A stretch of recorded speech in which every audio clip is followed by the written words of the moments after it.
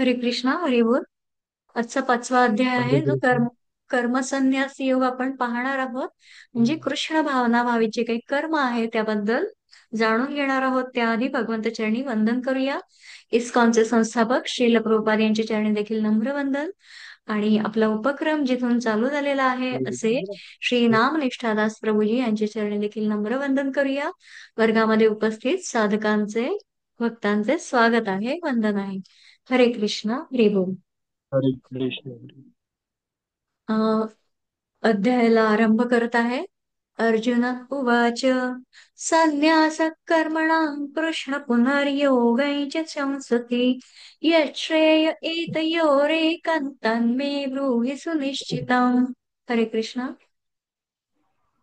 हरे कृष्ण. अर्जुन म्हणाला, हे कृष्ण, सर्वप्रथम तुम्ही मला कर्माचा त्याग करण्यास सांगता आणि पुन्हा तुम्ही भक्तिपूर्वक कर्माची प्रशंसा करता. आता या दोहोंपैकी कोणते अधिक लाभप्रद आहे ते कृपया मला निश्चितपणे सांगाल का? हरे कृष्ण. हरे कृष्ण. आता बघा, याच्यामध्ये जे काही विचारलं आहे, मग आता सांख्य योग आणि कर्मयोग यामध्ये नेमका फरक काय? आता अर्जुन इथे म्हणत आहे की भगवंता, तुम्ही तर मला एकीकडे संन्यासी बनायला सांगतात आणि दुसरीकडे तुम्ही मला कर्म करायला सांगत आहेत. मग कर्म मार्गाची प्रशंसाही करत आहात. माझ्यासाठी कल्याणकारी नक्की काय आहे, मग ते तुम्ही मला सांगा. आता बघा, ज्याप्रमाणे मनुष्य एखाद्या स्मशानामध्ये गेला तर मग त्याला सर्व गोष्टींचा त्याग करावा असं वाटतं, पण घरी आल्यावर मग परत दैनंदिन जीवनाचा तो कुठेतरी त्या रुटीन मध्ये यायला लागतो, आनंद घ्यायला लागतो आणि नित्य नेहमी ते कर्म करायला लागतो. त्याप्रमाणे आता अर्जुनाच्या मनात येणारा हा जो संन्यास भाव आहे तो काही काळासाठी तात्कालिक होता. मग त्यामुळे गृहस्थाश्रमात राहूनच आपण विरक्त होऊन कर्म केले तर तो संन्यास ठरतो. आणि दोन्ही मार्ग हे कसे आहे, मुक्तीकडे नेणारे आहेत. आणि म्हणून मग पुढे सांगितलं आहे, जेव्हा बघा भगवंतांनी हा जो रथ म्हणजे कुरुक्षेत्रावरती दोन्ही सैन्यांच्या मध्ये स्थापित केला, तेव्हा समोर असलेल्या स्वजनांना बघून अर्जुनाने युद्ध करायला नकार दिला होता. आणि मग तेव्हा तो गलित गात्र झाला, त्याच्या तोंडाला कोरड पडली, शरीराला कंप सुटला आणि अशा वेळी त्याला संन्यास घ्यावासा वाटला. आणि तसं वाटणं हे काही काळासाठी होतं. अशा प्रकारे संन्यास घेऊन मग त्याचं मन युद्धभूमीपासून दूर राहू शकलं असतं का? नाही. मुळात आता संन्यास म्हणजे गृहस्थीचा त्याग नाही, तर संन्यास याचा अर्थ विकारांपासून दूर होणं आहे. आता मनुष्य आपली सर्व जी काही कामं आहेत ती पोट भरण्यासाठी करत असतो. मग ती भगवे वस्त्र धारण केले तरी या विषयांपासून तो काही पळू शकत नाही. म्हणजे आपण पाहतो, कुठेतरी भांडण झालं, वाद झाला किंवा अनुताप झाला तर जीवनात कुठेतरी हा विचार येतो की सर्व काही सोडून द्यावं आणि संन्यास घ्याव्या. त्यामुळे आता संन्यासाची व्याख्या तिथे भगवंत स्पष्ट करत आहेत. काय म्हणतात भगवंत? श्री भगवान वाच संन्यासः कर्मयोगश्च निःश्रेयसकरा उभौ तयोस्तु कर्म संन्यासात कर्मयोगो विशिष्टे. हरे कृष्णा. हरे कृष्ण. हे श्री भगवान म्हणाले, कर्माचा संन्यास आणि भक्तिभावित कर्म दोन्हीही मुक्ती देण्यास चांगले आहेत. परंतु या दोहोंपैकी भक्तियुक्त कर्म हे कर्म संन्यासापेक्षाही उत्तम आहे. हरे कृष्ण.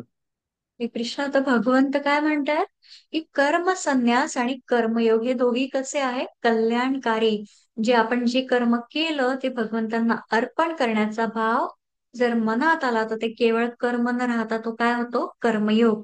ज्याप्रमाणे आपण उदाहरणं बघितली होती की गृहिणी बघा रोज स्वयंपाक करते, मग त्यामध्ये जर समर्पणाचा भाव असेल तर तो स्वयंपाक काय बनतो, प्रसाद होतो. त्या कर्मामागील भाव बदलणे हा कर्माकडून कर्मयोगाकडे जाण्याचा प्रवास आहे. म्हणजे भगवंत तर भावाचे जसा भाव तसा देव, आपण चौथ्या अध्यायात परवा बघितलं. तर भगवंत कसे आहेत, भावाचे भुकेले आहे. आता आज बघा, मनुष्य एखादं काम पूर्ण होण्यासाठी काही रुपयांचा नवस बोलतो किंवा एखादी वस्तू अर्पण करण्याचा नवस बोलतो आणि काम झाल्यावर मग तो ते काही रक्कम ती भगवंतांना देईल असं म्हणतो. आणि मग अशा प्रकारे जणू काही भगवंतांशी काय केला जातो, व्यवहार केला जातो. आता विचार केला तर बोध होतो, आकलन होते की हा विश्वाचा जो नियंता आहे, मग तो आपल्या काही रुपयांसाठी, रकमेसाठी, वस्तूंसाठी थांबलेला आहे का? मुळीच नाही. त्याला तर कर्माचं समर्पण हवं असतं आणि म्हणूनच त्याच्यासाठी कर्मातील भाव अतिशय महत्वाचा आहे. अब सौंप दिया इस जीवन का सब भार तुम्हारे हाथों में, हे जीत तुम्हारे हाथों में और हार तुम्हारे हाथों में. म्हणजे माझा भगवंतांवर पूर्ण विश्वास आहे, तो मला या भवसागरातून मुक्त करेल हा भाव मनात असला आणि त्यानुसार वागले तर तो भक्तियोग आहे. आणि मग कर्मयोग आणि संन्यास योग मध्ये कर्मयोग साधना सुलभ सांगितलेली आहे. जशी की भागवतम मध्ये येणारी गजेंद्र मोक्ष कथा आहे, ती आपण सविस्तर तर नंतर पाहणार आहोत. आणि इथे तर बघा, फक्त भगवंतांवर भरवसा ठेवायचा आहे. पूर्ण भरोसा, विश्वास, समर्पण केल्याने आणि त्याच्यासाठी काम केल्याने आपण भवसागरातून पार होऊ शकतो. कोणतीही गोष्ट मी केली नाही, त्याने माझ्याकडून करून घेतली हा भाव मनात ठेवला तर यालाच कर्म संन्यास असं म्हणतात. आणि अशा प्रकारे मग कर्मयोगी सुद्धा हा संन्यस्तच असतो. आणि मग त्याचं वर्णन 3, 4 आणि 5 मध्ये केलेलं आहे. श्लोक क्रमांक 3. इथे अनुवाद नाही वाटतं. प्रभूजी, तुमच्याकडे पीडीएफ आहे का, की ग्रंथ आहे? हो, एक मिनिट. मी 3, 4, 5 पठण करते आणि मग तुम्ही त्याचे अनुवाद पठण कराल. एक मिनिट. ध्येयस्य नित्यसन्न्यासी यो न द्वेष्टि न काङ्क्षति, निर्द्वन्द्वो हि महाबाहो सुखं बन्धात् प्रमुच्यते. साङ्ख्ययोगो पृथक् बालाः प्रवदन्ति न पण्डिताः, एकमप्यास्थितः सम्यक् उभयोर्विन्दते फलम्. यत् साङ्ख्ये प्राप्यते स्थानं तद्योगैरपि गम्यते. एकं साङ्ख्यै च योगै च यः पश्यति स पश्यति. हरे कृष्णा. हरे कृष्ण माताजी. किती ते नंबरचा? 3. 3, 4, 5. बरं. हरे कृष्ण. हे महाबाहो अर्जुना, जो द्वेष करीत नाही तसेच आपल्या कर्मफळांची आकांक्षा करीत नाही, तो नेहमी संन्यासीच असल्याचे जाणावे. सर्व प्रकारच्या द्वंद्वातून मुक्त असणारा असा मनुष्य सहजपणे भौतिक बंधन पार करून पूर्णपणे मुक्त होतो. हरे कृष्ण. हरे कृष्णा. चौथा अं, अनुवाद दिसतोय का स्क्रीनवर?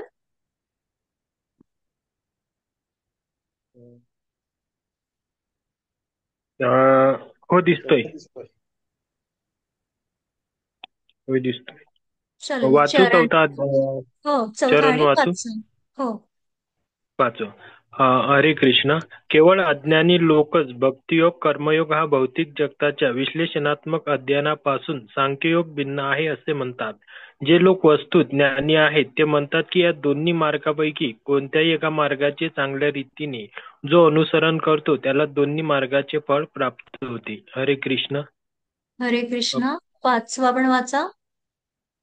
हो. जो जाणतो की सांख्य योगाद्वारे प्राप्त होणारे स्थान भगवत भक्तीद्वारेही प्राप्त होऊ शकते आणि म्हणून जो सांख्य योग आणि भक्ती योगाला समान रूपामध्ये पाहतो तोच यथार्थपणे पाहणारा होय. हरे कृष्ण. हरे कृष्णा. आता बघा, 3, 4, 5 मध्ये कोणाचं वर्णन केलं आहे की कर्मयोगी सुद्धा संन्यस्तच असतो. म्हणजे काय? आता भगवंत म्हणतायत की जो कोणाचा द्वेष करत नाही, कोणाकडून कुठलीच अपेक्षा ठेवत नाही, त्याला कर्म संन्यासी म्हणावं. आणि पृथक बाला, म्हणजे बाल म्हणजे कोण म्हटलंय? अज्ञानी. आता जे अज्ञानी असतात ते सांख्य आणि योग यांना वेगवेगळं मानतात. पण ज्ञानी लोक असं करत नाही आणि मग त्यांच्या दृष्टीने सर्वांचं जे उत्तम गंतव्य काय स्थान आहे तर ते एकच आहे. तर जसं की बघा, नदी पार करायची असेल तर मग आपण एकतर पोहून जाऊ शकतो किंवा नावेत बसून जाऊ शकतो, पण नदी पार होणार हे नक्की असतं. दिवा आता बघा, स्वयंपाकघरात लावला किंवा मंदिरात लावला तरी तो प्रकाश सारखाच देतो. त्याचप्रमाणे हे जे कर्म आहे आणि संन्यास आहे ते वेगवेगळं नाहीत. म्हणजे सद्गुरू आहेत, ग्रंथ आहेत, त्यांचे उपदेश आहेत, भगवंत आहे, ते आपल्याला या गंतव्यापर्यंत पोहोचायला मार्गदर्शन करत असतात.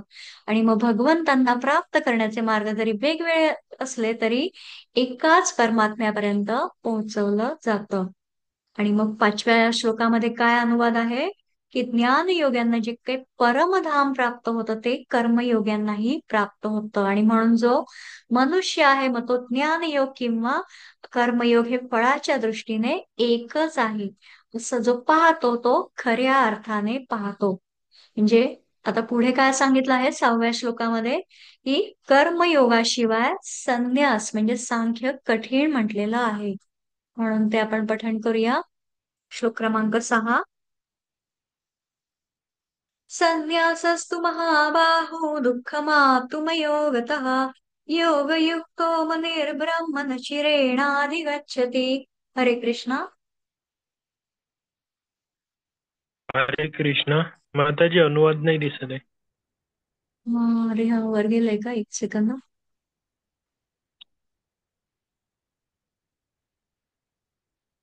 अ, तुमच्याकडे पीडीएफ आहे का, ग्रंथ असेल तर मग थोडस.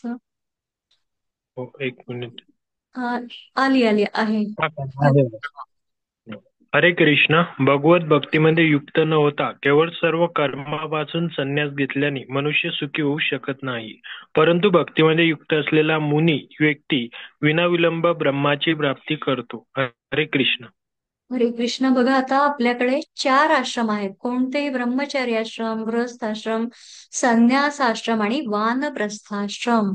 आता ब्रह्मचर्य आश्रमामध्ये विद्यार्जन केलं जातं. गृहस्थाश्रमामध्ये प्रपंचात लक्ष द्यावं लागतं, पण जेव्हा मुलं सुना येतात मग तेव्हा प्रपंचामधनं लक्ष काढणं आवश्यक असतं आणि यालाच संन्यास म्हणतात. मग यासाठी कुठे घर सोडून जाण्याची गरज आहे का? नाही. आता एखाद्या वेळेस एखाद्या पदार्थामध्ये किंवा एखाद्या भाजीमध्ये जर मीठ नसेल किंवा काही नसेल किंवा कुठल्या गोष्टींमध्ये काही कमतरता असेल तर त्याच्यामध्ये कुठेतरी मौन राखून त्याप्रमाणे राहणं म्हणजे संन्यासी वृत्तीने राहणं. म्हणजे भगवंतांचा प्रसाद समजून जे काही मिळेल ते आनंदाने ग्रहण करायला हवं. कारण उदरभरणो हे जाणीजे यज्ञ कर्म, आणि असं समजून वागणं म्हणजे काय, संन्यास आहे. आता स्वयंपाक करताना बघा, स्वयंपाकघरामध्ये अजिबात क्रोध करायला नको, कारण त्याचा परिणाम कुठेतरी अन्नावर होतो आणि हे सर्व अभ्यासाने सहज होत असतं. हा सततचा जर प्रयास असेल तर हे जे काही वर्णन आहे इथे सांगितलेलं आहे, तर या सर्व कर्मांपासून संन्यास घेतल्याने मनुष्य सुखी होत नाही. पण भक्तीमध्ये युक्त असलेला जो आहे मुनी मग त्याला या ब्रह्माची प्राप्ती होते. आता योगीचं वर्णन केलं आहे श्लोक क्रमांक 7 मध्ये, बघूया. योगयुक्तो विशुद्धात्मा विजितात्मा जितेंद्रियः सर्वभूतात्मभूतात्मा कुर्वन्नपि न लिप्यते. हरे कृष्ण. हरे कृष्ण. जो भक्तिपूर्ण कर्म करतो, विशुद्ध आत्मा आहे आणि आपले मन व इंद्रिय संयमित करतो, तो सर्वांना प्रिय असतो आणि सर्वजण त्याला प्रिय असतात. असा मनुष्य जरी कर्म करीत असला तरी तो कधीच बद्ध होत नाही. हरे कृष्ण. हरे कृष्णा. इथे जे वर्णन आहे की योगींचं कसं वर्णन केलंय, तर कर्मयोगी बघा कर्म करूनही अलिप्त असतो. आता जसं बघा समुद्रामध्ये पाणी आणि मीठ हे वेगवेगळं असतं का? नाही. तसंच सूर्याच्या उष्णतेने ते वेगळं होऊ शकतं, पण समुद्रात गेल्यावर ते एकच असतं. त्याचप्रमाणे परमात्म तत्वाशी जे तादात्म्य तदाकारता साधून घेतात ते कर्माने लिप्त होत नाही. आपले जे ऋषी मुनी आहेत तर ते कोहम कोहम म्हणजे मी कोण आहे, तर तेव्हा त्यांना सोहम म्हणजे मीच परब्रह्म, अहम ब्रह्मास्मी असं उत्तर मिळते. याचा अर्थ मी कोण आहे असं विचारल्यावर मी वेग वेगळा नाही. मग भगवंतांचा अंश म्हणजे माझा आत्मा आहे असं इथे भगवंतांनी सांगितलेलं आहे. पुढे 8 आणि 9 मध्ये काय आहे ते बघूया.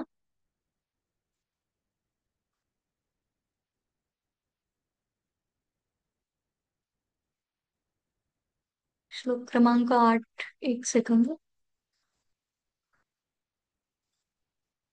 नैव किंचित करोमीति युक्तो मन्येत तत्त्ववित् पश्यन् शृण्वन् स्पृशन् जिघ्रन् नश्नन् गच्छन् स्वपैश्वसन् प्रलपन् विसृजन् गृह्णन् उन्मिषन् निमिषन्नपि इन्द्रियाणि इन्द्रियार्थेषु वर्तन्त इति धारयन्. हरे कृष्ण.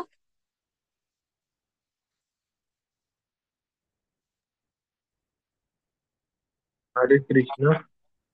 दिव्य भावनायुक्त मनुष्य जरी पाहत असला, ऐकत असला, स्पर्श करीत असला, वास घेत असला, खात असला, हालचाल करीत असला, झोपत असला आणि श्वसन करीत असला, तरी त्याला आपल्या ठायी नेहमी माहीत असते की वस्तुत आपण काहीच करीत नाही. कारण बोलताना, उत्सर्जन करताना, स्वीकार करताना किंवा डोळ्यांची उघडझाप करताना तो नेहमी जाणतो की केवळ भौतिक इंद्रिये आपापल्या विषयांमध्ये संलग्न आहेत आणि तो स्वतः त्यांच्यापासून अलिप्त आहे. हरे कृष्ण.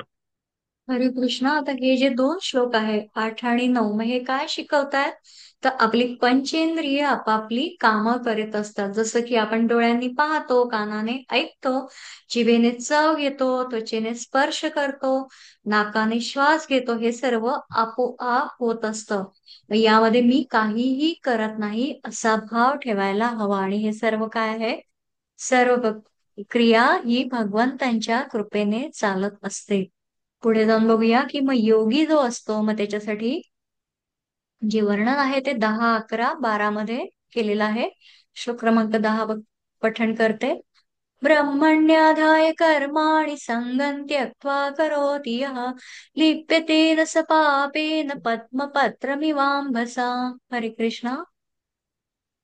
हरे कृष्ण. जो व्यक्ती कर्मफल भगवंतांना समर्पित करून आसक्ती न ठेवता आपले कर्म करतो, तो कमलपत्र ज्याप्रमाणे पाण्याने स्पर्शिले जात नाही, त्याप्रमाणे पाप कर्माने प्रभावित होत नाही. हरे कृष्ण. हरे कृष्ण. आता जे निष्काम कर्म करून, कर्मयोग करून, मग आसक्तीचा त्याग करून जी कर्म करणारी व्यक्ती ती कशी असते? कमळाच्या पानाप्रमाणे अलिप्त असते. मग कमळाच्या पानाचं काय वैशिष्ट्य आहे? की त्याच्या पानावर बघा पाण्याचा थेंब टिकत नाही. म्हणजे पाण्यात राहूनही ते पाण्यापासून कसं अलिप्त असतं. म्हणजे ज्याप्रमाणे कमळाचं पान असतं, तसाच निष्काम कर्मयोगी पण असतो. आता सर्व पापी लोकांच्या मध्ये राहूनही तो स्वतःला कोणत्याही पापाचा स्पर्श होऊ देत नाही. जसं की बघा आता गीता शिकताना, शिकवताना आपण म्हणजे मी माझ्या अंतरंगातील या भगवंताला, कृष्णाला भगवद्गीता ऐकवत आहे, हा भाव मनात असायला हवा. आणि मन आणि बुद्धी यामध्ये फरक आहे. भक्ती ही मनापासून केली जाते आणि भक्तीमध्ये प्रेमाचा भाव असतो. अशा प्रकारे हे वर्णन केलेलं आहे की कसं अलिप्ततेचं इथे गुण सांगितलं आहे. त्यासाठी रूपक दिलं आहे कमळाचं. पुढे जाऊन बघूया श्लोक क्रमांक 11. कायेन मनसा बुद्ध्या केवलैरिंद्रियैरपि योगिनः कर्म कुर्वन्ति संगं त्यक्त्वात्मशुद्धये. हरे कृष्ण.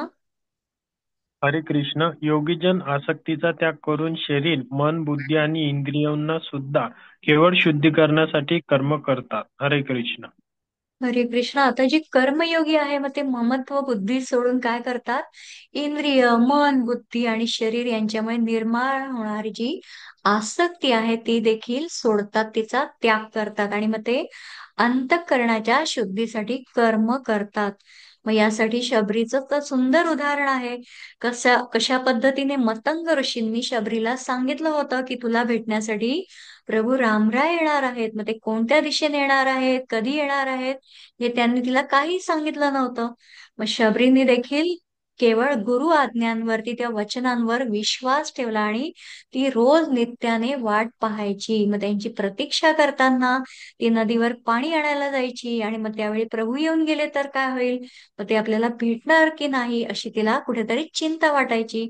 मग ती ते जे काही पाणी आणत असत ती, तर मग ते त्यामधनं जे काही अंगावर सांडत असे रस्त्याने, तर ते मध्येच तिचं ते स्नान होत असत. त्याचप्रमाणे रोज त्यांच्यासाठी, भगवंतांसाठी जी काही फळं गोळा करायची, मग ती चाखून बघायची.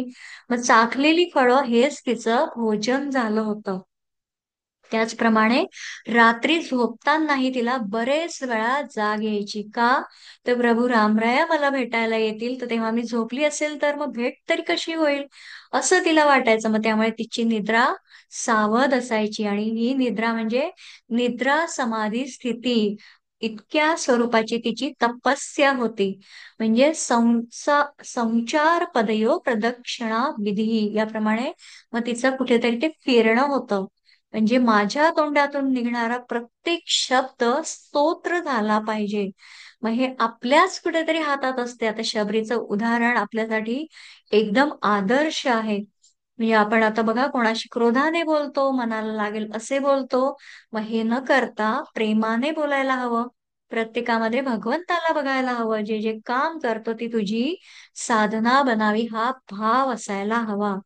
यत कर्म करोती तत्तखिलम शंभो तवाराधनम. म्हणजे शबरी सारखी राम भक्ती करावी. म्हणजे नवविधा भक्तींचं तर आचार्य म्हणून प्रभू रामरायांनी शबरीलाच ते पूर्ण नवविधा भक्ती सांगून दिलेली. म्हणजे एवढी पराकोटीची तिची भक्ती आहे. आणि मग या कर्मफल त्यागाने काय मिळते? शांती प्राप्त होते. आता मी एखादं काम केलं तर मला फळ मिळावं ही अपेक्षा असायला नको. आणि मग गीतेमध्ये आपण परवाच्या अध्यायात बघितलं होतं की कर्मण्येवाधिकार असते मा फलेषु कदाचन, याप्रमाणे वर्तन असायला हवं. आता बघा ज्याप्रमाणे श्रीमद भगवद्गीता आहे, वारंवार पठण केल्यानं त्याचं पुण्य फळ तर नक्कीच मिळतं. पण केवळ पुण्य प्राप्त करणं हाच हेतू आहे का मानवाचा? नाही. कुठेतरी अंतःकरण शुद्धी हा देखील मुख्य हेतू असला पाहिजे. आता या क्षणी एक कथा पण आठवली, छोटीशी आहे, थोडीशी सांगून देते की कशा प्रकारे अंतःकरण शुद्धी म्हणजे आचरण भाव कसा असला पाहिजे. एक एक सेकंद. जे नगरला एक महात्मा आहेत, योगीजन आहेत, त्यांचं नाव रामकृष्ण अ, क्षीरसागर महाराज म्हणून एक आहेत, होते म्हणजे ते. तर ते असताना म्हणजे ते त्यांच्या आश्रमामध्ये बरेच साधक येत. आणि मग तेव्हा काय होतं, एक साधक येतात आणि ते म्हणतात की मला तुम्ही काय करा, मला भगवंतांचं दर्शन घडवा. आणि मग मी तर रोज गीता पठण करतो, माझा तर नियमच आहे, मी पूर्ण अध्यायांचं पठण करतो, 18 अध्याय मी रोज वाचन करत असतो. तर मग तेव्हा ते महाराज म्हणतात की हरकत नाही, खूप छान आहे.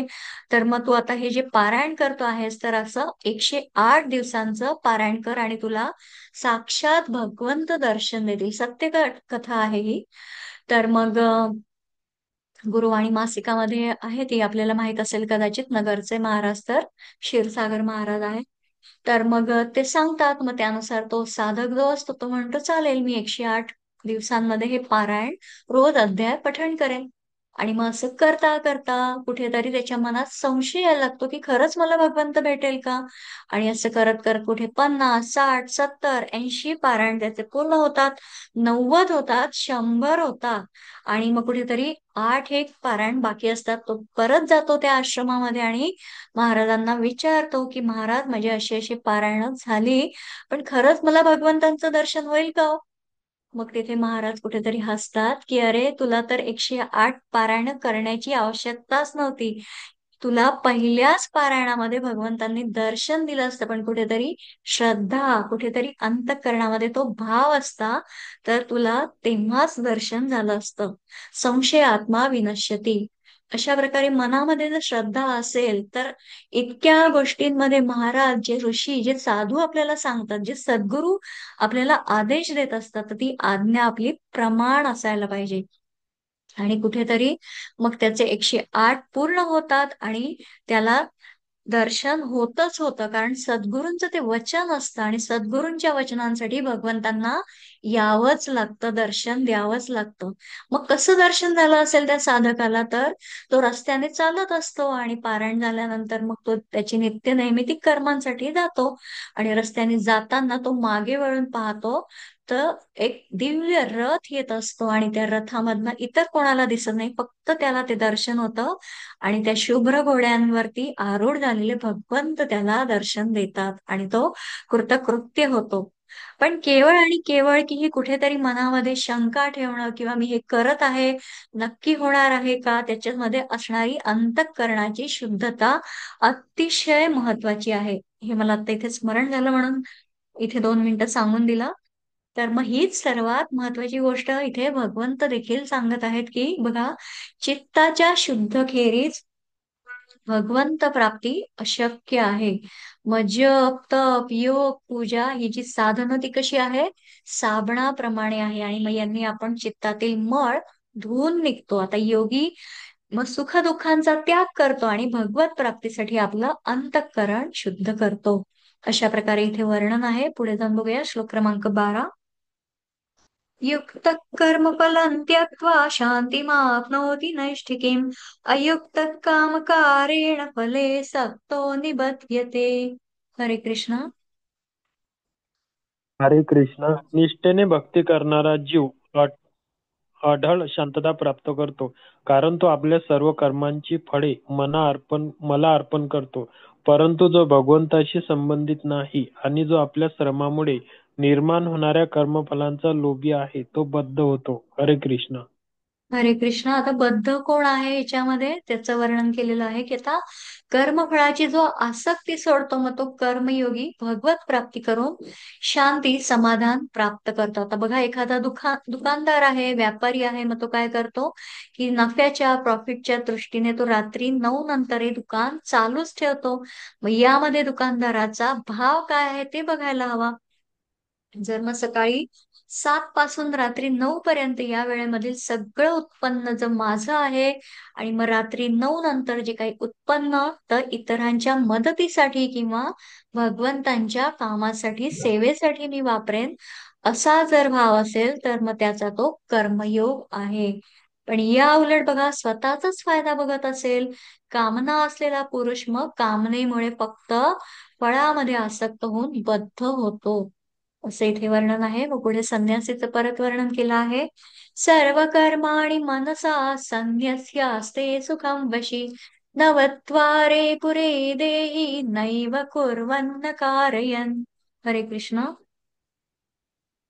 हरे कृष्ण. जेव्हा देहधारी जीव आपली प्रकृती संयमित करतो आणि मनाद्वारे सर्व कर्मांचा त्याग करतो, तेव्हा तो कर्म न करता तसेच कर्म न करविता 9 द्वारे असलेल्या या नगरात भौतिक शरीर सुखाने राहतो. हरे कृष्ण. हरे कृष्ण. आता या श्लोकावरती एक कथा भागवतम मधली आपण पाहणार आहोत. अतिशय महत्वाचा हा श्लोक आहे आणि कशा प्रकारे सांगण्याचं तात्पर्य याच्यामध्ये काय आहे. अर्थ अनुवाद कदाचित पटकन आपल्याला बोध होणं शक्य नाही किंवा समजू पण शकतं, भगवंतांची कृपा असेल तर काहीच सहज शक्य आहे. आता याच्यात काय सांगितलं आहे की बघा, आता ज्याचं मन ताब्यात आहे मग तो सांख्य योगाचं आचरण करणारा पुरुष त्याच्या संपूर्ण जीवनात आपल्या मनाला ताब्यात ठेवतो. मग तो या नवद्वारांच्या देहात राहून कर्मांचा मनाने त्याग करून आनंदाने राहतो. मग आपणही बघा आपल्या मनाचे गुलाम बनतो. जर आपण मनाचे स्वामी आहोत तर मनाने आपलं ऐकायला पाहिजे, पण प्रत्यक्ष जीवनामध्ये असं घडतं का? नाही. आपण मनाच्या तालावरच नाचत असतो आणि मग वास्तविक आता नोकराने मालकाची काही आज्ञा ऐकायला हवी. मग आता हे 9 द्वारांचं आपलं जे शरीर आहे, मग याविषयी भागवत पुराणात प्राचीन बहिर ऋषींना नारद मुनींनी ही कथा सांगितली आहे. तर कथा थोडी विस्तारपूर्वक आहे पण आपण घेऊया ती आज. तर नारद मुनी काय कथा सांगतात बरं की या नवद्वारांविषयी. आता 2 मित्र असतात, एकाचं नाव अविज्ञात आणि त्याच्या नावाप्रमाणे मग त्याच्याविषयी किंवा त्याच्या जन्माविषयी कोणाला काहीही माहिती नाही. दुसऱ्याचं नाव असतं पुरंजन. पुरंजन आपल्याला बऱ्याच भागवतम मध्ये ही कथा आपण बरेच जण श्रवण केली असेल, नसेल केली तर आपल्याला इथे ती समजू शकेल. तर मग पुरंजन हा जो होता मग तो चंचल स्वभावाचा. मग एक दिवस पुरंजन दुसऱ्या मित्राला म्हणजे अविज्ञाताला काय म्हणतो की मित्रा, तुला तर कसलीच इच्छा होत नाही, मग तू एकदम असा शांत स्वभावाचा आहे, पण मला मात्र फिरायला जायची इच्छा होते आहे आणि मी खूप दूर काही काळासाठी फिरायला जायचा विचार करतोय. मग त्यावर तो अविज्ञात काय म्हणतो की ठीक आहे मित्रा, तुला जायचं आहे तर तू जा. पण मी इथे तुझी वाट पाहत आहे की कुठेतरी ध्यानात असू दे, मला मात्र विसरू नको. पुरंजन काय म्हणतो की मित्रा, तू तर माझा अत्यंत निकटचा मित्र आहे, मी तुला कसा विसरेन.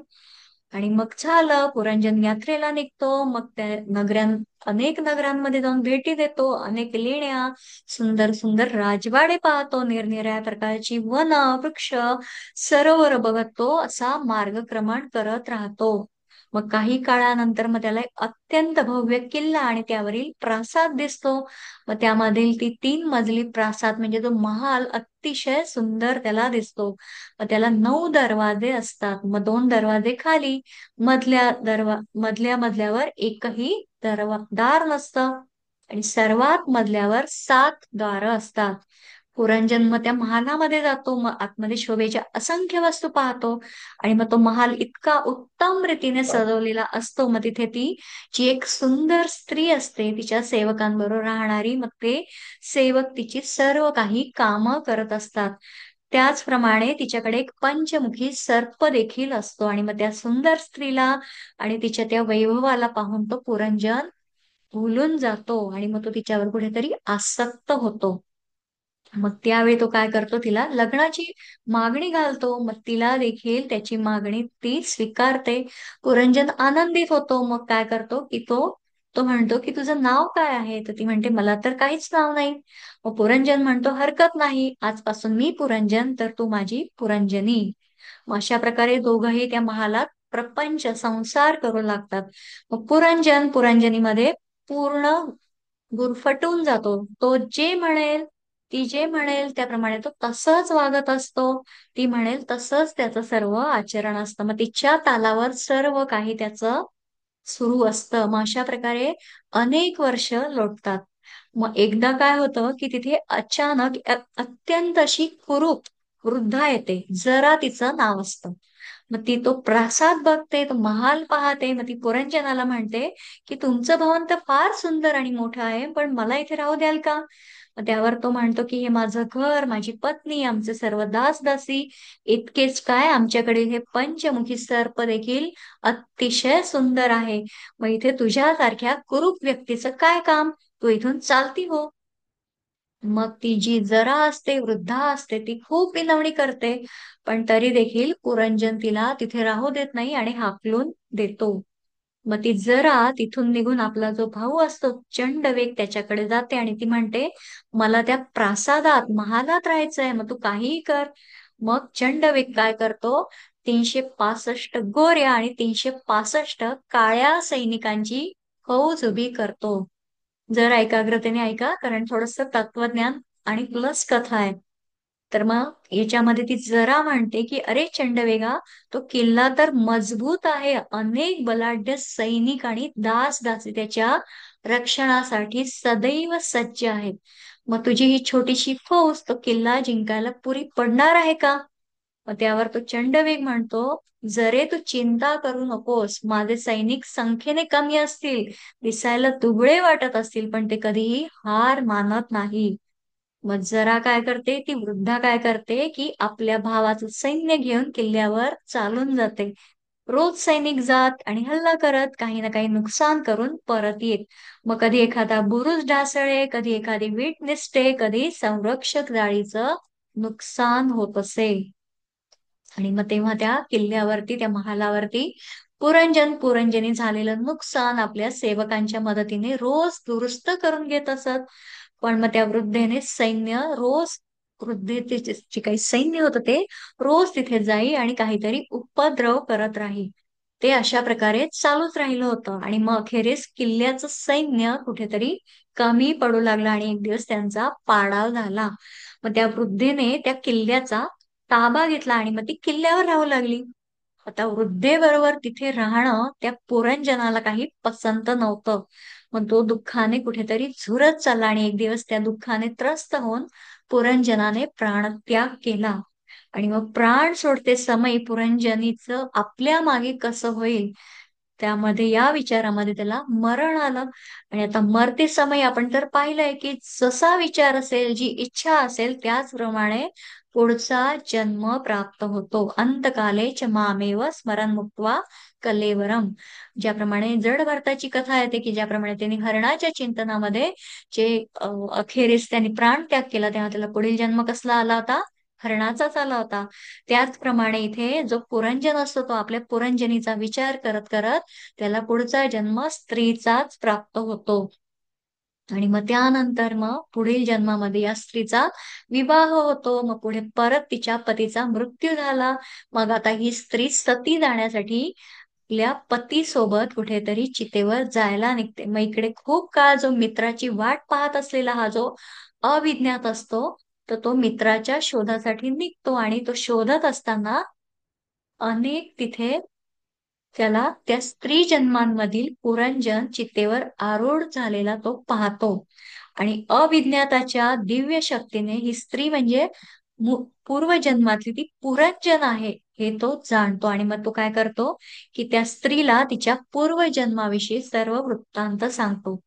आणि मग हे सर्व कथून सांगून मग ती स्त्री जी असते आणि अविज्ञात असतो ते तिथून निघून जातात आणि आपल्या नगरात परत येतात. तर ही सर्व कथा बहिर ऋषींनी नारद मुनींनी जेव्हा सांगितली बहिर ऋषींना, मग बहिर ऋषींनी नारद मुनींना विचारलं की महाराज ही कथा काय आहे, मला तर इथे काहीच बोध झाला नाही. आपल्यालाही बऱ्यापैकी याच्यामध्ये काहीच बोध झालेला नसावा. आता यावर नारद मुनी जो प्रकाश टाकत आहेत तो सर्वांनी ऐकण्यासारखा आहे. काय बरं मुनी म्हणतात की मुनीवर हा जो पुरंजन आणि अविज्ञात म्हणजे दुसरं तिसरं कोणीही नसून ते जीवात्मा आणि परमात्मा आहेत. सुरुवातीला ते मित्र एकत्र असतात, पण पुढे जीवात्मा परमात्म्याला सोडून जातो. आणि मग तो वेगवेगळ्या योनींमधने 84 लक्ष योनींमधनं प्रवास करत करत शेवटी मनुष्य योनीच्या या 9 द्वार असलेल्या देहामध्ये प्रवेश करतो. मग त्यामध्ये खालची 2 द्वार, वरची जी 7 द्वार आहे त्यात 2 डोळे, 2 कान, 2 नासिका आणि एक मुख येतं. आणि बुद्धी ही त्यामध्ये निवास करणारी पुरंजनी आहे. मग कर्मेंद्रिय, ज्ञानेंद्रिय हे तिचे दास दासी, तिच्या तालावर नाचणारे. आणि पंचमुखी सर्प म्हणजे पंच तन्मात्रा, जे पंच ज्ञानेंद्रियांचे विषय आहेत. मग या बुद्धीमध्ये जीवात्मा आसक्त होतो आणि तो या नवद्वाराच्या मानव शरीरूपी प्रसादात खून पडतो. आणि अशा प्रकारे बडे भाग मानुष तन पाया. मग जरा म्हणजे कोण बरं? जी वृद्धा असते ती वृद्धापकाळ. आता 40शी नंतर जरा या प्रासादावर साथ देऊ लागते. जी वृद्धा असते, जे वार्धक्य असतं ते या देहरूपी महालावरती कुठेतरी टकटक करत असते. आता एखादा केस पांढरा होतो, कुठे सुरकुत्या दिसू लागतात. मग हे पुरंजनाला म्हणजे जीवात्म्याला हे आवडत नाही. आणि मग ही जी जरा असते जेव्हा तिच्या भावाकडे म्हणजे काळाकडे जाते. आणि मग तेव्हा तो काय करतो तो भाऊ? 365 गोरे आणि 365 काळे सैनिक पाठवतो. आता हे सैनिक म्हणजे कोण? 365 दिवस आणि रात्र ते सतत हल्ला करत असतात. बघा, काहींना दातांची, कसली शरीराची, जशाप्रमाणे वय शरीराचा अनेक हल्ले करणारे म्हणजे एक एक इंद्रियांवरती आक्रमण होत असतं. आणि मग मनुष्य तर आहे की या देहाची डागडुजी करतच राहतो, पण म्हातारपण काही टळत नाही. आणि शेवटी मग ही जी जरा आहे ती देहाचा ताबा घेते. जीवात्मा या कामबुद्धीच्या चिंतनात म्हणजे पुरंजनीच्या चिंतनात अखेर देह सोडतो. तो अविज्ञाताला म्हणजे परमात्म्याला विसरून जातो. आणि मग अशा प्रकारे कामनेप्रमाणे जन्म या न्यायाने पुढील जन्म प्राप्त होतो. म्हणजे पुनरपि जननम पुनरपि मरणम या दुष्ट चक्रामध्ये जीव अडकतो. आणि मग पुढे कुठल्या तरी मग संतांच्या आशीर्वादाने, मार्गदर्शनाने, सद्गुरूंच्या कृपेने, ज्याप्रमाणे आपणही बघा इस्कॉनच्या माध्यमातून ही गीता कुठेतरी श्रवण, पठण, अध्ययन करत आहोत. आणि मग याच्यामधनं जे काही आपल्याला ज्ञान कुठेतरी साठा आपला सत्कर्माचा होतोय तो पुरंजनाला त्याच्या मूळ स्वरूपाची कुठेतरी आठवण करून देतो. आणि मग अखेरीस जन्म, जरा आणि मृत्यू या चक्रामधून पुरंजन रूपी जीवात्म्याची सुटका होते. आणि त्याचं आणि परमात्म्याचं म्हणजे अविज्ञाताचं मिलन होतं. आता बघा, साधक हो ही आपली जी पुरंजन म्हणजे काय, आपलं प्रतीक आहे. आता आपण या नवद्वारातून सुटण्याचा प्रयत्न करायला हवा. आणि इथे भगवंत आपल्याला तेच म्हणत आहेत की ज्याचं अंतःकरण त्याच्या ताब्यात आलं, तो मनाने सर्व कामनांचा आणि कर्मांचा त्याग करतो. आणि अशा प्रकारे ही कथा आपल्याला अतिशय जीवनात आचरणासाठी आहे की कशा प्रकारे देह म्हणजे मी नाही, तर मी काय आहे, जीवात्मा भगवंतांचा अंश आहे. पुढे जाऊन बघूया श्लोक क्रमांक 14. न कर्तृत्वं न कर्माणि लोकस्य सृजति प्रभुः न कर्मफलसंयोगं स्वभावस्तु प्रवर्तते. हरे कृष्ण. हरे कृष्ण. देहरूपी नगराचा स्वामी देहधारी जीव हा कर्माची निर्मिती करीत नाही. तसेच तो लोकांना कार्य करण्यास प्रवृत्तही करीत नाही किंवा कर्मफलेही निर्माण करीत नाही. हे सर्व कार्य प्राकृतिक गुणांद्वारे केले जाते. हरे कृष्ण. हरे कृष्ण. आता बघा, जीवनामध्ये जे काही अनुभव येतात मग ते आपल्या कर्माचे परिपाक आहेत. म्हणजे भगवंत त्यात काही देत नाही, करत नाही. अतिशय महत्वाचा हा श्लोक आहे. काही वाईट झालं तेव्हा आपण भगवंतांना दोष देत असतो. भगवंत किती मनाने दुःखी होत असतील, त्यांना वाटत असेल की किती अज्ञानी जीव आहे हा, की मी याचं, कारण भगवंत कसे आहे, कृपाळू कनवाळू आहे. आणि मग आपण जेव्हा काही एखादे वाईट प्रसंग येतो किंवा काही प्रतिकूल अनिकूल परिस्थितीमध्ये आपण जे काही भगवंतांना सांगत असतो, बोलत असतो, ते अतिशय चुकीचं विधान आहे. आणि मग याच्यामध्ये भगवंत मनुष्याचं जे काही कर्तेपण आहे, कर्म आहे किंवा कर्मफलाशी संयोग उत्पन्न करतात का, नाही. तर मग हे काय आहे, प्रकृतीचा खेळ आहे. मग पुढील 15व्या श्लोकात त्याचा विस्तार आहे. नादत्ते कस्यचित् पापं न चैव सुकृतं विभुः अज्ञानेनावृते ज्ञानं तेन मुह्यन्ति जन्तवः. हरे कृष्ण. हरे कृष्ण. तसेच भगवंत कोणाचेही पाप किंवा पुण्यकर्म ग्रहण करीत नाही. तथापि देहधारी जीव हे त्यांचे वास्तविक ज्ञान आच्छादित करणाऱ्या अज्ञानामुळे मोहित होतात. हरे कृष्ण. हरे कृष्ण. म्हणजे हे काय कोण उत्पन्न करतं, मग प्रकृतीच कुठेतरी ही उत्पत्ती, स्थिती आणि लय करते. आणि मग ही अष्टधा प्रकृती आहे. आणि मग याच्यामध्ये तिन्ही गोष्टी भगवंत किंवा परमात्मा काहीही करत नाही. म्हणून ते कोणाचे पाप कर्म किंवा पुण्य कर्म स्वतःकडे घेत नाही. आणि मग अज्ञानी लोक हे जाणतच नाही. मग अज्ञानाने त्यांचं ज्ञान झाकलेलं असल्याने ते मोहित होतात. पुढे जाऊन बघूया श्लोक क्रमांक 16. ज्ञानेन तु तदज्ञानं येषां नाशितमात्मनः तेषामादित्यवज्ञानं प्रकाशयति तत्परम्. हरे कृष्ण. हरे कृष्ण. परंतु जेव्हा अज्ञानाचा नाश करणाऱ्या ज्ञानाने जीव प्रबुद्ध होतो, तेव्हा ज्याप्रमाणे सूर्य दिवसा सर्व वस्तूंना प्रकाशित करतो, त्याप्रमाणे त्याचे ज्ञान सर्व गोष्टी प्रगट करते. हरे कृष्ण. हरे कृष्ण. आता बघा, सूर्य जरी पूर्व दिशेला उगवला तरी तो दश दिशा प्रकाशित करत असतो. मग त्याचप्रमाणे ज्ञानाच्या सूर्याचा उदय झाला, मग अज्ञानाचा अंधकार कुठेतरी नाहीसा होतो. आता ज्ञानाचा अनुभव जोपर्यंत येत नाही तोपर्यंत मग सत्याचं ज्ञान होऊ शकेल का, नाही. पण ज्ञानी पुरुष परब्रह्मासोबत एकरूप होतो. आणि समत्व म्हणजे काय, तर ज्ञान. त्यासाठी पुढे बघूया. तद्बुद्धयस्तदात्मानस्तन्निष्ठास्तत्परायणाः गच्छन्ति पुनरावृत्तिं ज्ञाननिर्धूतकल्मषाः. हरे कृष्ण. हरे कृष्ण. जेव्हा मनुष्याची बुद्धी, मन, निष्ठा आणि आश्रय हे सर्व भगवंतावर स्थिर होते, तेव्हा पूर्ण ज्ञानाद्वारे त्याची सर्व कल्मशे धुतली जातात आणि याप्रमाणे तो सहज मुक्तिपथावर अग्रेसर होतो. हरे कृष्ण. हरे कृष्ण. आता कर्मयोगाचं मन आणि बुद्धी बघा समान झालेली असते. मय्येव मना आदत्स्व मयी बुद्धी निवेशय. म्हणजे तू माझ्यातच, भगवंत म्हणतायत की माझ्यातच मन ठेव, माझ्या ठिकाणी बुद्धी स्थापन कर आणि तू माझ्यातच राहशील, यात मुळीच शंका नाही, असं भगवंत सांगतात. आणि अशी मन आणि बुद्धी जेव्हा तदाकार होते, एकरूप होते, तेव्हा कर्मयोगी तत्परायण म्हणजे अलिप्त होतो. मग तो पापरहित होतो. मग त्याच्यातील अज्ञानाचा अंधकार दूर होऊन परत परत या जन्म मरणाच्या चक्रामध्ये अडकत नाही. मग त्या विवेकाला कुठे भ्रांतीचा देखील स्पर्श नसतो. ज्याप्रमाणे बघा चंद्राला दाहकता स्पर्श करत नाही, त्याप्रमाणे त्यांना समान दृष्टी मिळून परम शांती प्राप्त होते. पुढे जाऊन बघूया. विद्या विनय संपन्ने ब्राह्मणे गविहस्तिनी शुनिचैव श्वपाकी च पंडिता समदर्शिनः. हरे कृष्ण. हरे कृष्ण. विनम्र साधू व्यक्ती यथार्थ ज्ञानाच्या आधारे विद्या विनय संपन्न ब्राह्मण, गाय हत्ती आणि चांडाळ या सर्वांना समदृष्टीने पाहतो. हरे कृष्ण.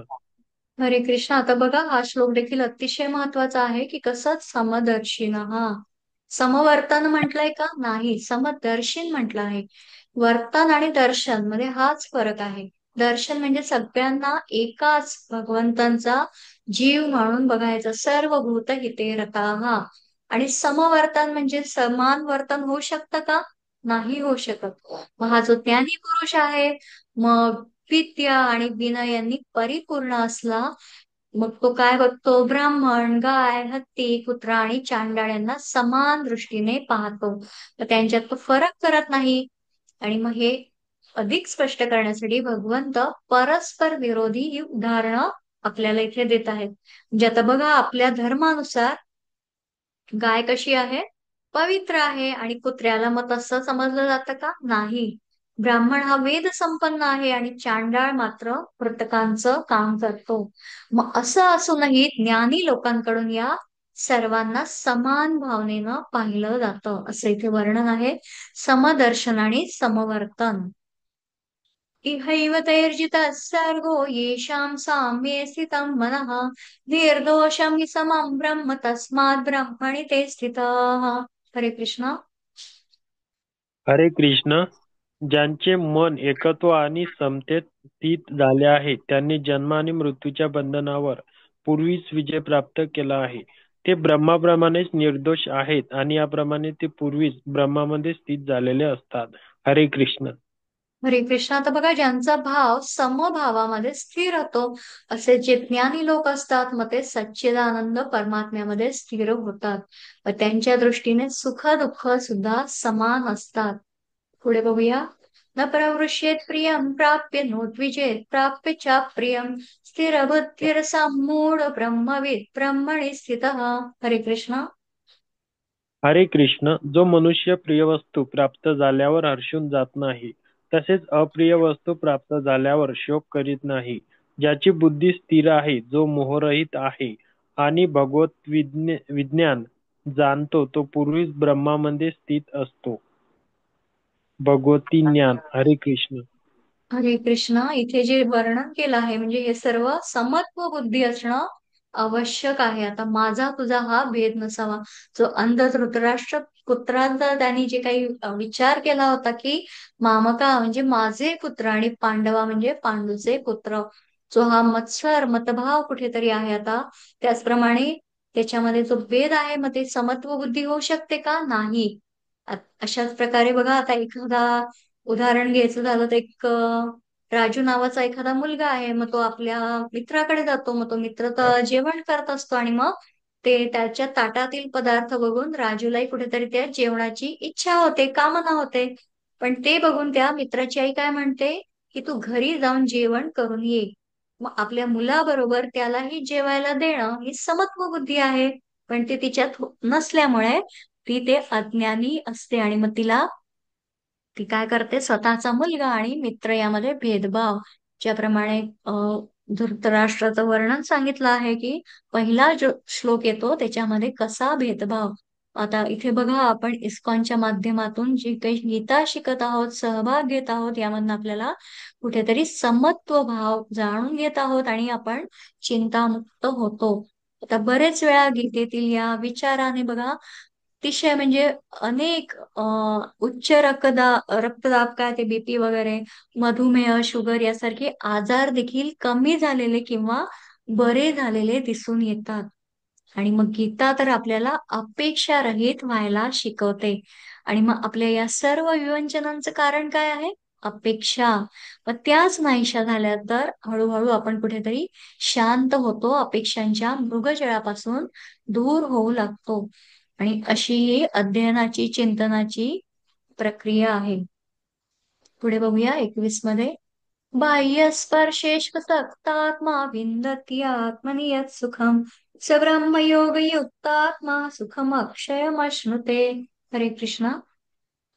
हरे कृष्ण. असा मुक्त मनुष्य भौतिक इंद्रिय सुखामध्ये आसक्त होत नाही, तर तो स्वतःमध्ये सुखाचा अनुभव घेत सदैव समाधीस्थ असतो. या प्रकारे आत्मसाक्षात्कारी मनुष्य ब्रह्माच्या ठायी एकाग्र झाल्याने अमर्याद सुखाचा अनुभव घेतो. हरे कृष्ण. हरे कृष्णा. आता इथे बघा, ज्याच्या अंतःकरणाला बाहेरील विषयांची आसक्ती नसते, मग असा साधक आत्म्यामध्ये असलेल्या ध्यानामुळे मिळणाऱ्या या सात्विक आनंदाला प्राप्त होतो. मग त्यानंतर तो सच्चित आनंद स्वरूप जे काही परब्रह्म आहे, परमात्म्याच्या या ध्यान रूपामध्ये ऐक्य भावाने स्थिती प्राप्त करतो. आणि मग असा पुरुष अक्षय आनंदाचा अनुभव घेऊ शकतो. बाह्य स्पर्शेश्व सक्तात्मा म्हणजे जी काही भौतिक जगतामधली आहे, तर मग त्याच्यामध्ये राहून सुद्धा आसक्ती नसणारा, असं इथे वर्णन आहे. पुढे जाऊन बघूया श्लोक क्रमांक 22. ये हि संस्पर्शजा भोगा दुःखयोनय एव ते आद्यन्तवन्तः कौन्तेय न तेषु रमते बुधः. हरे कृष्णा.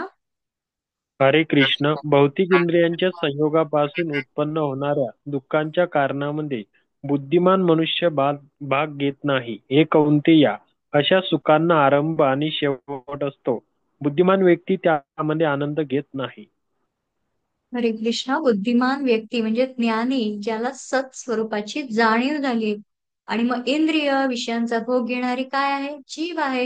हीच सर्व दुःखांना जन्म देणारी आहे. बघा, जेवढे भोगी असतात तेवढे रोगी असतात. जेवढे आपण सुखात राहण्याचा प्रयत्न करतो तेवढा आपण दुःखी होतो. तर संत श्रेष्ठ तुकाराम महाराज काय म्हणतात? आनंदाचे डोकी आनंद तरंग. म्हणजे आपले ऋषी मुनी बघा, तेजस्वी का बरं एवढे होते, का बरं दिसतात? तर याचं कारण त्यांचं अंतरंग आनंदी, समाधानी, तर ते बाह्य विचारांमधनं विचलित होत नसेत. आणि मग त्यामुळे त्यांच्या जीवनात सुगंध निर्माण होतो. आता वाऱ्याबरोबर बघा आपल्याला फुलांचा सुगंध मिळतो. आणि कधी कधी वाऱ्याबरोबर सडलेल्या कुजलेल्या पदार्थांचा दुर्गंधही येतो. मग त्यामधून काय घ्यायचं हे आपल्या हातात असतं. तसंच शब्द मुखातून उच्चारणे हा आपल्या हातात आहे. मग ते किती सुगंधित करून, म्हणजे किती प्रेमाने बोलावं हे आपण ठरवू शकतो. आणि यामधनं मग आपल्याला सात्विक आनंदाची प्राप्ती होते, असं इथे वर्णन सांगितलं आहे. पुढे जाऊन बघूया श्लोक क्रमांक 24.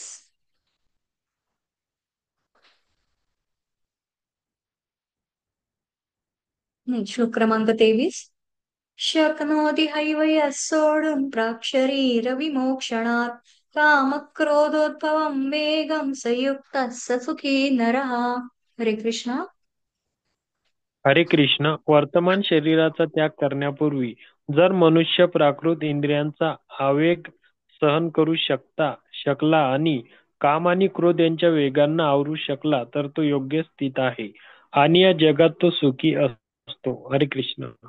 हरे कृष्णा. आता बघा, देहाचा नाश होण्यापूर्वी, देहाचा अंत होण्यापूर्वी जो साधक काम, क्रोध यांचा आवेग सहन करतो, म्हणजे शारीरिक वेदना सहन करायला शिकतो, म्हणजे मी म्हणजे देह नाही असं समजतो, तोच योगी आणि सुखी असतो.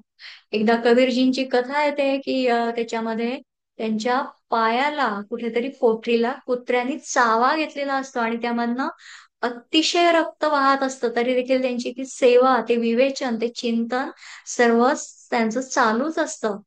आणि आसपासचे लोक सांगायला लागतात की तुमच्या याच्यातनं बघा कशा प्रकारे त्या अ, पायाच्या त्या पोटरीमधनं कशा प्रकारे कुत्र्यांनी चावा घेतलाय. पण ते इतके आत्मबुद्धी असते, कुठेतरी देहबुद्धी त्यांची निघून गेलेली असते. ते काय म्हणतात की कुत्ता जाने वो चमडी जाने मेरा उसमें क्या. म्हणजे त्यांना त्या चमडीचं, त्या पायात त्या येणाऱ्या याच्यातनं वेगाने ते सगळं मांस, ते रक्त जे काही प्रवाहित होत असतं, तर ती वेदना त्यांना जाणवत नाही. कारण त्यांचा सर्वोत्तम जो काही आहे, तर त्याच्यामध्ये ते काय जाणतात की मी म्हणजे देह नाही. आणि मग सर्व प्रकारच्या वेदना सहन करायला कुठेतरी आपण शिकायला हवं. आता बघा, एक मुलगा असतो, मग तो आई बरोबर जत्रेत जातो, मग तो जत्रेत हरवतो. मग त्याची आई त्याला शोधायला लागते, आणि मग शोधताना तिच्या पायाला कुठेतरी ते टोकदार दगड किंवा काहीतरी लागून रक्त येऊ लागतं, अतिशय वेदना होतात. आणि पण ते तरी सुद्धा मुलासाठी ते सगळं दुःख विसरून ती धावतच राहते. त्याचप्रमाणे मला भगवंतांना भेटायचंच आहे, त्यामुळे मी मृत्यूची वेदना सहन करायला शिकलं पाहिजे. मग त्यासाठी काम, क्रोध, दुःख यांचा आवेग सहन करणारा जो योगी आहे, तोच सुखी आहे. सयुक्त सुखी नरः. श्लोक क्रमांक 24 बघूया. योऽन्तः सुखोऽन्तरारामस्तथान्तर्ज्योतिरेव यः स योगी ब्रह्मनिर्वाणं ब्रह्मभूतोऽधिगच्छति. हरे कृष्ण. हरे कृष्ण. ज्याचे सुख अंतःकरणात आहे, जो अंतरात सक्रिय आहे आणि अंतरातच आनंद अनुभवत असतो, आणि ज्याचे देह अंतरातच आहे, तो वास्तविकपणे परिपूर्ण योगी आहे. तो ब्रह्मामध्ये मुक्त होतो आणि शेवटी ब्रह्माची प्राप्ती करतो. हरे कृष्ण. हरे कृष्ण. आता या सर्व ज्या वेदनांचं वर्णन केलं, तर मग हे सहन करणं शक्य होईल का? नाही. मग त्यासाठी अभ्यास करणं गरजेचं आहे. आता अभ्यास केल्यावर मग दुःखाने मनुष्य दुःखी होणार नाही. मग मनाला कुठेतरी संयमित करून, विवेक जागृत करून या सुख दुःखाला समान मानणारा म्हणजे योंतच सुखोंतरा रामस. म्हणजे कुठेतरी अंतरात्म्यातच सुखी आणि आत्म्यातच रममाण होणारा, म्हणजे सच्चिदानंद परब्रह्म परमात्म्यासह ऐक्य भावाला प्राप्त झालेला योगी परम शांत पुरुष ब्रह्माला प्राप्त होतो, असे इथे वर्णन आहे. पुढे जाऊन बघूया श्लोक क्रमांक 25. लभन्ते ब्रह्म निर्वाण मृष क्षीण कल्मषाः छिन्नद्वैधायतात्मानः सर्वभूतहिते रताः. हरे कृष्ण. हरे कृष्ण. जे संशयापासून उत्पन्न होणाऱ्या द्वंद्वाच्या पलीकडे आहे, ज्यांचे मन अंतरातच रममाण झाले आहे, जे सर्व जीवांच्या कल्याणार्थ कार्य करण्यामध्ये नेहमी व्यस्त असतात. हरे कृष्ण.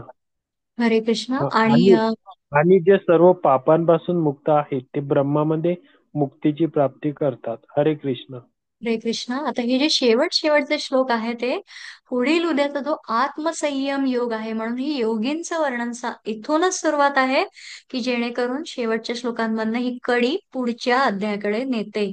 आता असे हे योगी पुरुष कसे असतात, मग काय सांगितलेलं आहे? अद्वेष्टा सर्वभूतानां मैत्र करुण एवच निर्ममो निरहंकार समदुःख सुखक्षमी. म्हणजे असे योगी पुरुष कोणत्याही प्राणाचा द्वेष न करणारे, स्वार्थरहित, सर्वांवर प्रेम करणारे, दया दाखवणारे, माझेपणा, मीपणा नसलेले आणि सुखात दुःखात समान भावनाने राहणारे, मग अपराध करणाऱ्यांना क्षमा करणारे असतात. मग असे लोक एखादा याचक आल्यावर त्याला रिकाम्या हाताने जाऊ देत नाहीत. त्या मुंग्यांना काहीतरी साखर ठेवतात, पक्ष्यांसाठी पाणी ठेवतात, गायींसाठी चारा ठेवतात. असे ब्रह्मवेत्ते शांत ब्रह्माला प्राप्त होतात. पुढे बघूया श्लोक क्रमांक 26. काम क्रोध वियुक्तानां यतीनां यतचेतसाम् अवितो ब्रह्म निर्वाणं वर्तते विदितात्मनाम्.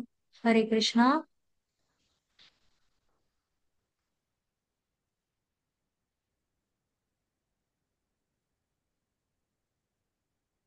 हरे कृष्ण. हेच आहे बहुतेक, जे क्रोध आणि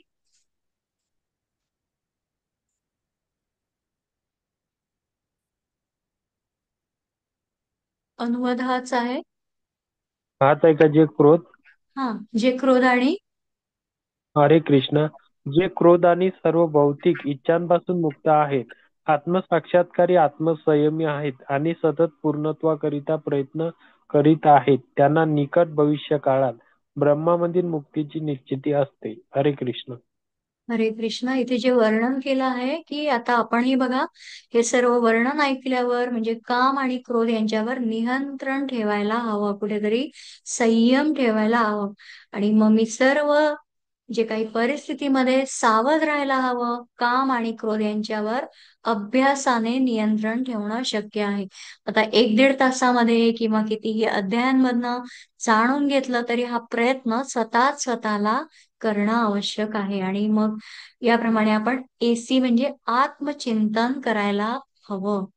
आणि मग बीसी म्हणजे भगवंत चिंतनात वेळ घालवायला हवा. म्हणजे आपल्यावर राग आल्यावर बघा, आता 10 वेळा भगवंतांचं नामस्मरण करायला हवं.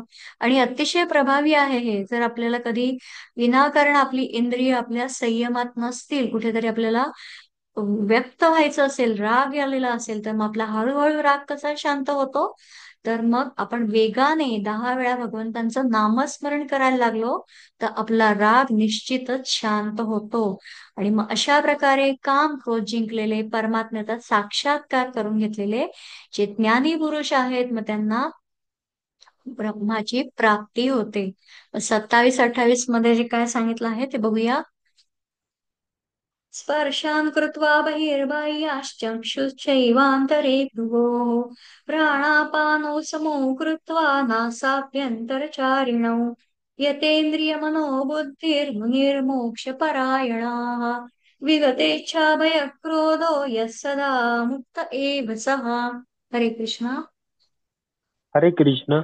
सर्व बाह्य इंद्रियविषय रोखून दोन भुवयांमध्ये दृष्टी एकाग्र करून नाकपुड्यांमध्ये प्राण आणि अपान वायूंना रोखून आणि याप्रमाणे मन, इंद्रिय आणि बुद्धी संयमित करून मोक्षप्राप्तीचे ध्येय असणारा मुनी इच्छा, भय आणि क्रोधापासून मुक्त होतो.